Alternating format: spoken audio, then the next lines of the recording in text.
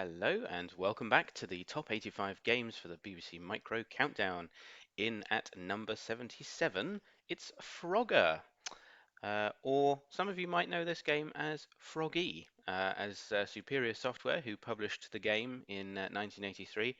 They actually changed the name shortly after the game was first published, presumably to avoid copyright infringement, because of course this 1983 game was not simply inspired by, but was more or less a copy of the 1981 arcade game Frogger from Konami, or Furoga, as it is called in Japanese originally.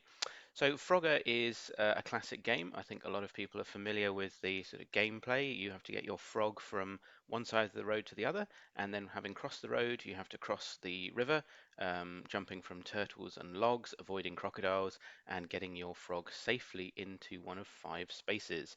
And when you get the frog cross the road and river 5 times successfully, you complete the level, and you have a 30-second countdown, obviously, to make sure that you keep your frog active and that you don't linger around for too long. So yeah, that's the game of Frogger. The BBC edition from Superior Software is very, very similar to the arcade edition, as we shall now go on to see.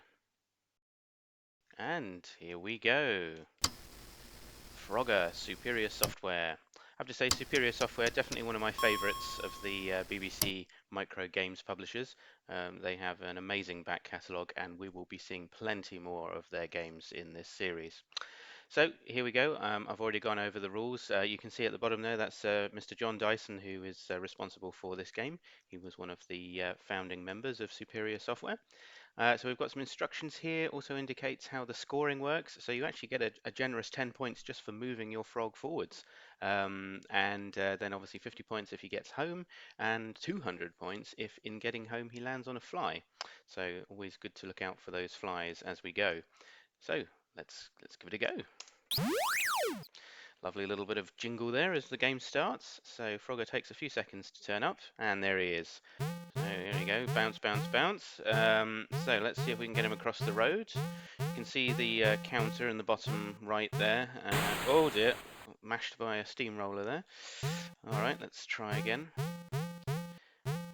Okay, nearly, right, that's it, that's across the road. You can see a fly up there, so if I manage to get Frogger, oh dear, the fly's gone. Never mind. I do quite like the little sort of smiley face, or rather not smiley face, I should say, of the frog when he gets to the other side. He looks quite smug, quite pleased to have made it. But yeah, he's he looks very frog-like. He looks more like a frog actually in this edition of Frogger than I think he does in the original Konami version, which has a slightly more cartoonish frog when you get to the other side. Okay, wow, this road's pretty busy. Quite sure how the cars are programmed on this as to whether or not they are entirely random or if there's any kind of sequence that you can try and spot. Alright, looks like we're going to have to... let's see if I can get that fly. Oh, no. Never mind. Key got stuck there. I wasn't quite able to get it in time. Now, I have to say the controls for this particular edition of Frogger are a little bit sticky. That's part of the reason why I haven't brought this game in at a particularly high level in the rankings so far. I do like the gameplay a lot, and I think it's a fairly faithful adaptation of the arcade game, but it is a little bit slow, a little bit sluggish, and you have to be very, very precise when jumping on logs and avoiding cars, because if you're not, there you go, managed to get a fly and complete the level. If you're not, then you can end up hitting the log and dying rather than landing on it, which is slightly frustrating. Oh, there's a crocodile there. Now I'm going to guess that we don't want to land on his back, so we definitely don't want to land on him as he's hiding in our supposedly safe bunker on the other side of the bank. Oh, there's another crocodile there coming past. Oof, that was a bit narrow there. Now that jingle that we heard just now indicates that I managed to get an extra life, which is just as well, because I haven't been doing so well at the game thus far. Now there are other editions of this game. Oh dear. Other editions of this game which I personally think are a slightly better in terms of gameplay. So we will be looking at a game called Hopper a bit later in the series. I think personally Hopper is a slightly better version of the Frogger game, albeit that graphically it's a bit different. It behaves a lot faster and it's a bit more responsive. So for that reason, I tend to prefer it. But I had to include this version of Frogger in the listings because I actually first played this not on a BBC Micro, but on an Acorn Electron, which was my first computer that I can say I could call my own. Because although I'd played around a bit on the Beeb before the Electron, it was technically my dad's computer and not mine. So the Electron was my first computer that was actually mine, and I had it in my bedroom at home. See, this is what I mean about the precision, right? I did technically land on that turtle, but Frogger wasn't having any of it.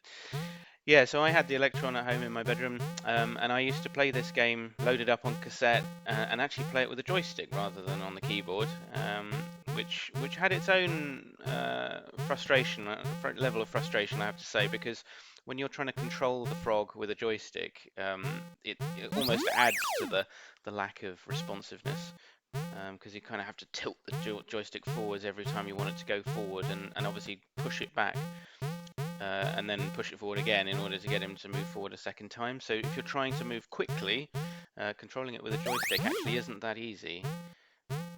Can you see some of the turtles up there now are no longer solid turtles? Some of them decide to go underwater, and they will do that oh dear. They will do that without warning sometimes. So if you happen to be on them and they decide that they're going to go under, you sadly will lose your space. Ooh, we've got lorries now as well. Yes, now you see those turtles. I'm not trusting them. I'm certainly not trusting that crocodile either. So let's see. Now they're coming back, so we're good to go. I think provided their shell is above the water, you're okay. It's only if their shell is slightly submerged. Unfortunately, it doesn't let you take it. Okay. Oh, got a little fly there. Let's see if we can get him. Excellent stuff. Could definitely do with an extra life, so I'm in for all the points I can get at this point. Otherwise, I'm going to be a dead frogger very soon. Oh no! Oh no! Okay, we're okay. We're okay. Oh dear. See, once again, the precision aspect of it is slightly frustrating. So I think the reason I died there is because the computer registered me coming off the screen on those turtles. But from a visual point of view, you don't actually look like you have left the screen just yet. So the sensitivity around Frogger is, I think, slightly wider than the frog sprite itself. Okay, well, we'll give it another go, just to give it a full outing. Especially since we seem to have got to a slightly higher level here. Now, my high score has registered as now 2,690, which is not bad. Now, I believe that each up and down that you do actually gives you extra points. So if you want to sort of really go in for the points, what you can do is just keep going backwards. Oh, hang on. Oh, okay. I'm not demonstrating this very well. But if you try and move forwards, let's see if we can. Okay, this could be quite a short go. What I'm trying to show is, there you go, 440, 450. But if I go backwards, you see, I get more points. So you can play against the clock and actually see if you can maximize on points just by going backwards and forwards. Oh, but of course you do run the risk of getting run over and not actually completing the game, as I seem to have failed to do there. So yeah, I think we'll probably leave it there. That's probably given a reasonable gameplay through of the game of Frogger. Don't be too sad if you're particularly keen on this type of game, because as I say, we will be looking at Hopper later on in the series, which, as I say, I personally prefer to Frogger.